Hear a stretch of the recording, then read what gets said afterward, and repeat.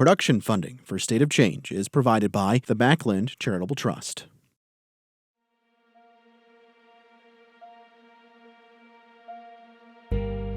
In 2023, the climate crisis became chaotic. There's a tornado on the west side of Champaign right now. Winter tornadoes in central Illinois. Fields to the west, blackout conditions. A dust storm and deadly pileup near Springfield. A derecho crosses Illinois with hurricane-force winds, cutting power to thousands for nearly a week. Later, history-making heat. And it's now official. This summer is the hottest on record globally by a huge margin. Earlier today, it felt like 120. That's the hottest heat index ever in recorded history for Chicago. Higher temperatures are taking a toll on people as well as the planet. It feels like as if you were cooking, opening the oven and then that heat comes. It's just a lot easier to get physically exhausted and tired. There are rising concerns about flooding in a community surrounded by superfund sites. Because if the water supply gets poisoned, everyone who gets their water from Lake Michigan along this shoreline down into Chicago, Indiana, Wisconsin, across the lake to Michigan, guess what? Everybody's water supply is going to be poisoned. But Illinoisans are taking action, building sustainable homes that could one day be affordable for all. It is an energy net zero home, which means that on a year-by-year basis, it produces more energy than it uses. Transforming neighborhoods to add green space and trees. This is my life, and making sure that it's passed on to the next generation. Frankly, everyone has a right to clean air, clean water, clean land. From Illinois Public Media, this is State of Change. Hello, I'm Tanisha Spain. Beautiful views just like this one in Champaign County are why millions of us call Illinois home. But our planet is warming, and 2023 gave us all a front row seat to the chaos caused by climate change. Welcome to the News Hour. It's been a week of record-breaking heat around the world. Coast to coast, we saw the results of rising temperatures. From the southern tip of Florida. There's no question that when I bend down and the water temperature is in the 90s, some places mid to upper 90s already at this time of year, there are major implications. North to Canada. Each of these red, green, yellow dots here, those are fires. How many? More than 5,000. They have combined burned at least 29 million acres. How big is that? Well, the state of Iowa is 30 million, Wisconsin 35 million. Smoke from those wildfires turned skies in Illinois as far south as Champaign-Urbana from blue to a hazy gray. Then, in late August, a heat dome parked on top of the Midwest. It feels like as if you were cooking, opening the oven and then that heat comes. That's how it feels all the time. Earlier today, it felt like 120. That's the hottest heat index ever in recorded history for Chicago. Heat index values anywhere from 107 on this map to 114 there in Perryville. So 1 in 100-year event is becoming more frequent in today's world. At the University of Illinois Chicago Engineering Building, Earth Sciences professor Akintomide Akintonola kept an eye on the heat. From his native Nigeria to Hong Kong and Illinois, he's studied climate change. Most of the extreme climate and weather events can be attributed to climate change and global warming. The heat and humidity combine to create the heat index, or what it feels like to our bodies when we step outside. Here's what it felt like the week of August 20th, 2023. 118 degrees in Rockford, 120 in Chicago, a new record, 122 in Peoria, 117 in Springfield, and 124 degrees in the southern Illinois city of Harrisburg. The heat wave was intense. Schools closed, and outdoor workers were sent home, and millions were told to stay inside. But for many people, especially those living in highly populated areas, there was no escaping the heat, thanks to a phenomenon known as urban heat islands. The heat of the day is literally trapped and held by buildings, pavement, and other man-made surfaces. And studies have shown that when you look at the difference between the urban city and the surrounding rural environment, the temperature difference can reach maybe 10 degrees Celsius. Scientists and journalists who are part of the organization Climate Central studied Chicagoland. Take a look at this map. To the left, plenty of green space in cities like Downers Grove and Naperville. But continue east into Chicago, and it literally feels 9 degrees warmer than the suburbs, especially in the Loop. On the hottest day of 2023, people say you could really feel it. It's just a lot easier to get physically exhausted and tired and dehydrated. I lived down in Texas for like 6 or 7 years, so I knew hot down there, but not like this. This was, I think I went out to the beach yesterday. I think I almost had heat stroke when I came back. Heat-related illness and death are also more common among people of color due to disparities in income, green space, and other resources often found in other neighborhoods. For example, in your house, if the temperature is too hot, you can switch off the air conditioner to cool the house down. But what about the people that don't have access to that? So the most vulnerable of the society are highly impacted with this. And the heat wave, when it gets too intense, you can see increasing also mortality as a result of this. So it's a very serious concern. Atmospheric scientists say if the world does not work together to curb greenhouse gas emissions by the end of the century, 100-degree days in Illinois summer will be the norm, not the exception. Illinois is one of 33 states with a climate action plan. It includes goals like taking most coal plants offline by 2030 and natural gas plants by 2045, environmental equity, and putting 1 million electric vehicles on the road by the end of the decade. But Professor Akinsonola says Illinois cannot do it alone. This is not a political statement. In terms of research and theoretically, climate is changing. And the evidence is obvious for all to see. We are having increasing activities, especially frequency of extremes.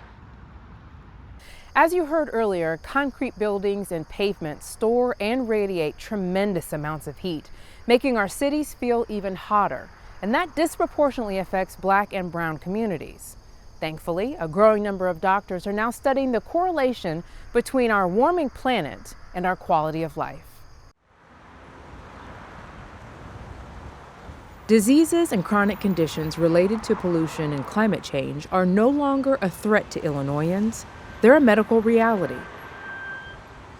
You see high levels of asthma, high levels of respiratory disease, also, and especially in children, you're seeing it. Doctors Holly Rosenkrantz and Jafia Ramkumar are part of a team of physician researchers at the Carle, Illinois College of Medicine at the U of I. They study the link between climate change and human health in real time. Allergy season is out of control. People's allergy symptoms are just, tenfold worse. It's lasting longer and it's more severe.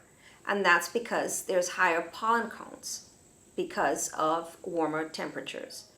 So much of what we do is at the bedside. So all of a sudden you start thinking, I'm going to give this patient an inhaler or a couple of inhalers for their asthma or their airway disease. But maybe we need to talk more about, what can they do beyond the inhaler? We always speak about beyond the inhaler. Maybe we can do something, we should talk about what's going on in their homes. The climate crisis is forcing a change in patient care for future physicians. That means training new doctors to ask questions that could lead to better patient outcomes. We need to be talking about that. We need to be asking our patients about what is your environment like? Do you live in an area that is, what's your tree cover like? What's your canopy, how many, what kind of green spaces do you have around? What's near you? We've seen that maternal fetal outcomes are impacted by air pollution and heat. If our planet ails, we ail. Our planet is sick, we are sick. If we destroy our ecosystems and destroy biodiversity, we are destroying ourselves. And it's all interconnected. But there are things we can do, and it all starts with seed and soil. Nature-based solutions are health solutions, so we can plant healthy air. If you're talking about heat islands, nature-based solutions are health solutions, so we can plant cooler, we can plant a cooler environment. And of course, with vegetation, trees in particular, You capture carbon, so you're decreasing the greenhouse gas emissions and you're sequestering carbon. That's what plants do. Waukegan is one of Illinois' oldest and most industrialized cities, but the climate crisis threatens to make an evolving danger there even worse. Along the blue waters and sandy beaches of Lake Michigan sits the city of Waukegan, midway between Milwaukee and Chicago. The area was known as a trading post in the late 1600s. Later, manufacturing took over. A photo from 1917 shows smokestacks just miles from the beaches. Today, Waukegan bears the scars of being an industrial hub. We've seen that black and brown folks, lower income, lower socioeconomic status, groups have been affected by pollution for a really long time. 21-year-old Eddie Flores grew up in Waukegan. He's part of Clean Power Lake County, an environmental justice organization. This shouldn't be happening to anyone. No community should have to go through increased health concerns due to manufacturing, due to pollution, etc. Frankly, everyone has a right to clean air, clean water, clean land. Here, there are 5 Superfund sites designated by the Environmental Protection Agency. These are former factories and landfills so toxic they must be cleaned up by the federal government and private companies. You have the downtown where people can walk, they can explore, and then you've got the where industry has historically been and still is. Eddie took us on a tour of his hometown and the Superfund sites. There are 2 North Shore Gas Superfund sites near downtown. And what you had here was the EPA referred to it as non-aqueous dense liquid. Basically oil and tar pooling up to the surface, which is scary to think about. According to the EPA, the Yeoman Creek landfill on the city's northwest side contains liquids with elevated concentrations of metals and ammonia. It's also surrounded by apartments. It's literally in people's backyards. You have the sign right here that says, "No, this hazardous area, no trespassing," but then in other areas, there's overgrown, people can't see in, they don't know. In some areas, the fence is compromised, so kids can just run around in here. They see this huge open field, they want to play around in it. Asbestos cleanup continues in northeast Waukegan, and the problems are not limited to land. A rusted old water tower overlooks part of Waukegan Harbor. According to the Department of the Interior, in decades past, manufacturing plants released 1 million pounds of chemicals into the harbor's sediment. So you had an economy that was a lot more tied to the water, a lot more tied to rail 100 years ago, whereas today we just ship things, on interstate highways, right? Put them on tractor trailers. Brian McCamick teaches environmental studies at Lake Forest College. He says after the 1940s, as manufacturing changed, so did the population. And disinvestment led to disparities for Black and brown people who later moved in. The Superfund sites that are all around us, right, the worst of the worst of toxic waste sites, things like asbestos, PCBs, known carcinogens, all of those things were a product of industrial development in the post-World War II era. In the decades after that industrial production in the 40s and 50s, you start to have white flight. It happens in Chicago, it happens in Waukegan as well. The working classes, white working and middle classes, tend to move out of city center type areas closer to industrial production. And in their place, you tend to have communities of color take up those residences in close proximity to hazardous sites of industrial production. According to the U.S. Census, nearly half of Waukegan's 87,000 residents are Latino. Nearly 20% are Black. Many leaders are trying to educate those communities about a 6th location that is not a Superfund site but causing concern. For decades, the Waukegan Generating Station burned coal along the shores of Lake Michigan.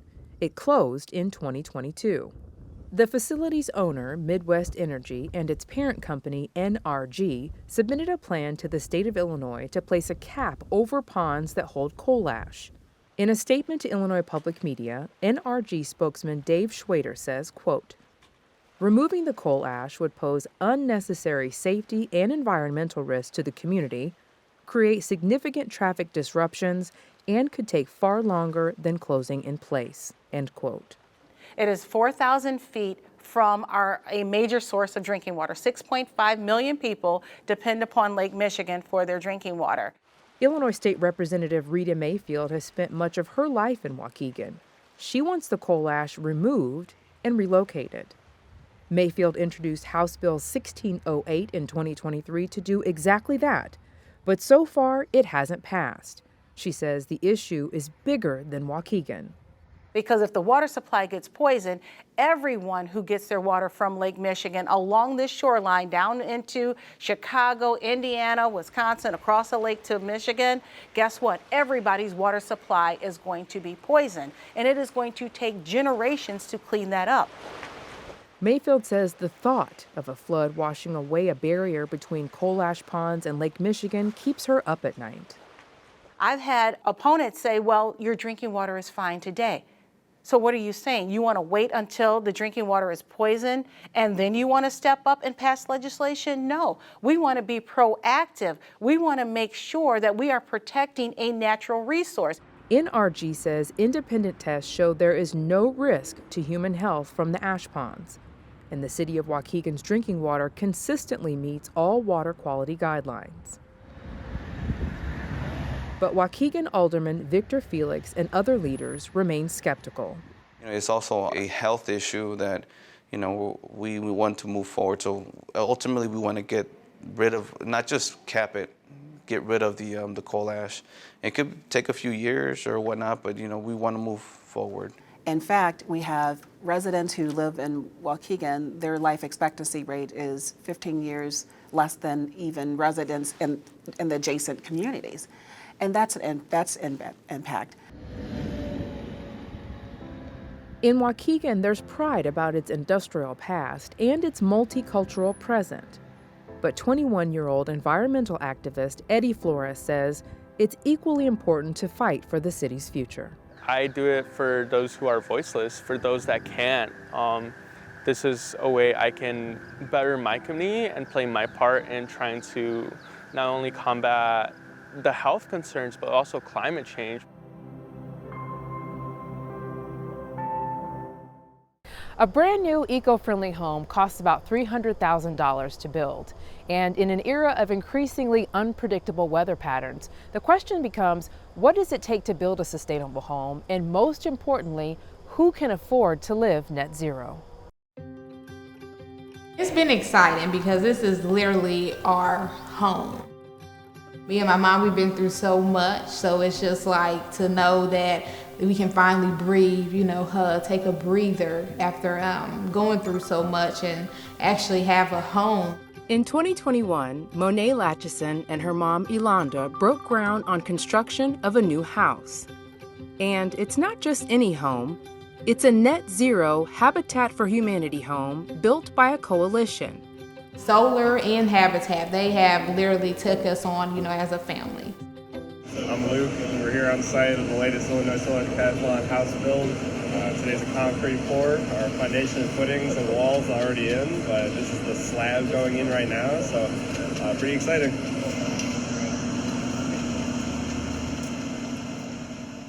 On Instagram, University of Illinois Urbana-Champaign students tracked the construction. By June of 2023, the building was starting to take shape, including special attention to the roof.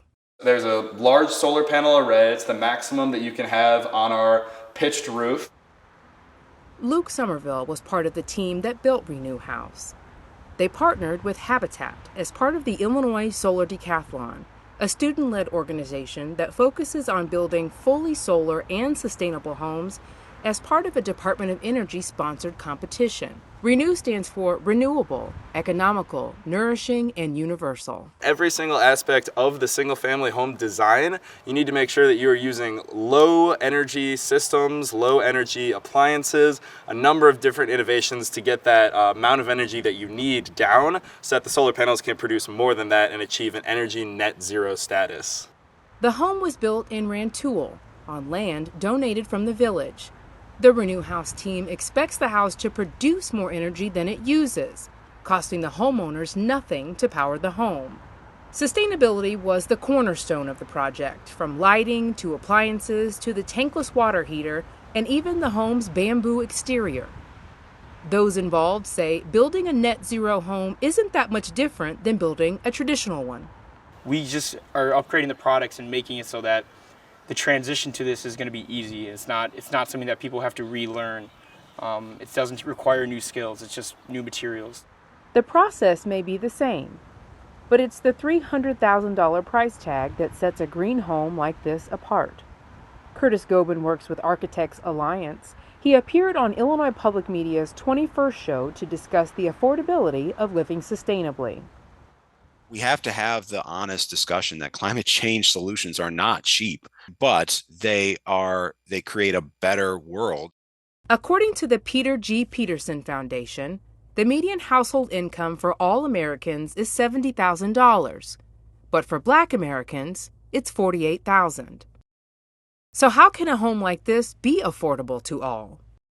Federal programs like those offered by Housing and Urban Development and the Sustainable Housing Initiative and other federal financing programs promise to make sustainability more equitable soon. But millions of homeowners are a long way from realizing that dream, unlike Elonda, Monet, and her newborn son, who moved into their brand new house in the fall of 2023.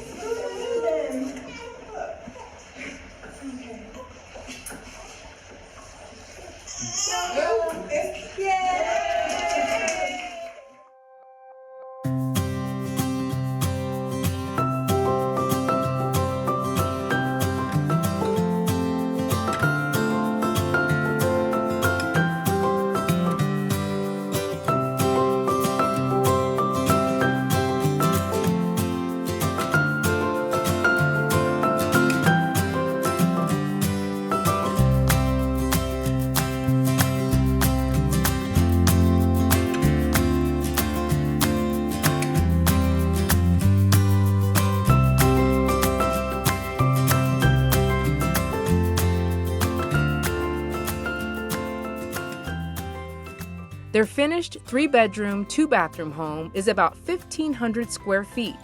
Monet says it's like no other place she's lived.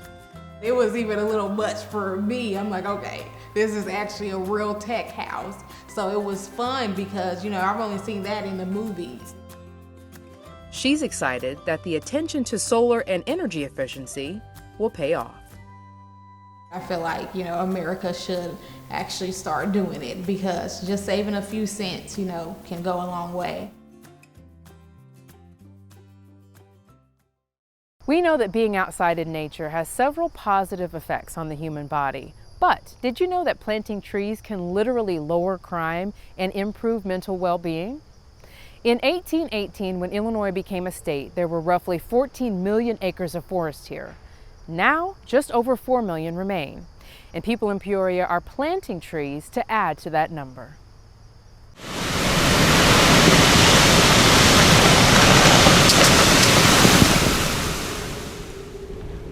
Climate change is such a mass issue that sometimes we lose sight of what climate change means to me as an individual, and then also what does climate change look like in my immediate community. With the project of an urban forestry development, we are really creating a smaller project that addresses climate change and also allows us to tackle other issues like poverty, like quality of life, and access to a variety of other resources that ultimately enhance our longevity. Alex Sierra is a trustee for the Peoria Park District. He's working on an urban forestry project to bring more green space and agriculture to the city's south side, which is roughly 60% African American. He met us in an open lot where an old school building once stood.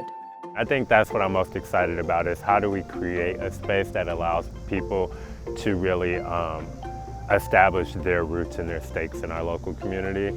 And the amount of space that we have here, the possibilities are endless.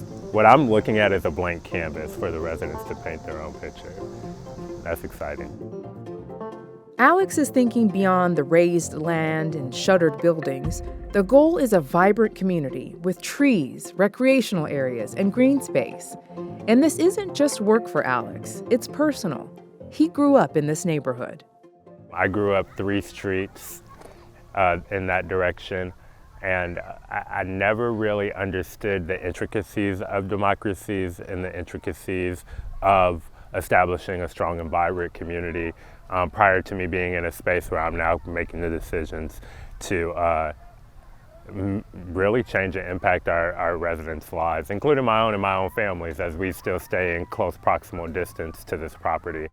According to the National Institute of Medicine, green space in our communities gives people an opportunity to exercise, which helps improve cardiovascular health, lowers rates of diabetes, and provides safe opportunities for socializing, which improves mental well-being. One thing that I am most excited about is when we are having conversations about redevelopment in the 61605, we're talking about how do we create good quality green spaces and green infrastructure for our most vulnerable community that allows them access to improve their physical and social emotional health by ultimately incentivizing and giving the residents something, a reason to be proud of their local community. We're creating a sense of pride, of belongingness, and ownership that simply can be transformational by planting a seed.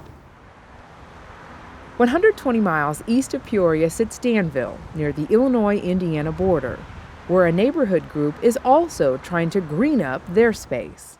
The garden has been out here for probably 20 years and has not been tended to for about probably 10. Deanne Ryan and a group of neighbors are also trying to revitalize a predominantly African-American neighborhood that's seen population decline and lack of investment. They're working with the University of Illinois Extension Office on a big project. The long-term goal is to restore this community garden, create new housing, and clean up Elmwood Park. So we want to bring that back to its original glory, and then we want to build housing for seniors and for families. So there's a lot of intergenerational activity in this neighborhood because that's what it all started out with, like 65 years ago when they started this organization. And we want to leave a legacy for the people who have lived in this neighborhood. That house, that empty lot, that was my aunt's house. You know, all the people who live here are a part of my history and my life. This is not something that this is a social club. This is my life and making sure that it's passed on to the next generation. Soldiers Home, as the neighborhood is called locally, was once a refuge for Black people fleeing the harsh existence in the South during Reconstruction and Jim Crow. Soldiers Home represented a new start and new opportunity, a concept that is still relevant today. My ideal is to take their dream and pass it on for another 68 years. And so we want to build the structure and foundation of this organization. We want to build it up so it lasts for my grandkids. According to a Pew Research poll released in August of 2023, most Americans do favor the development of renewable energy sources. The question, though, is whether or not policy and politics can align in time to help us all avoid the worst of the climate crisis. For State of Change, I'm Tanisha Spain. Thanks for joining us.